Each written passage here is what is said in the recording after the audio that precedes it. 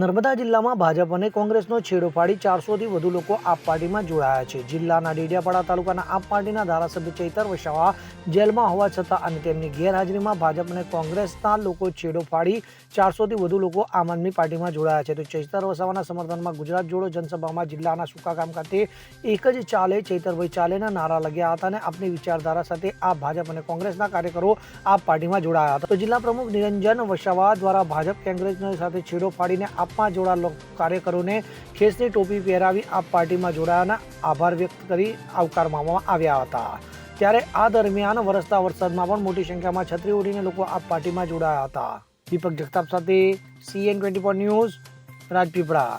હવે જુઓ દેશ દુનિયાની તમામ ખબરો તમારી આંગળીના ટેરવે. ઉઠાવો મોબાઈલ અને Google Play Store પરથી ડાઉનલોડ કરો અમારી CN24 ન્યૂઝ મોબાઈલ એપ.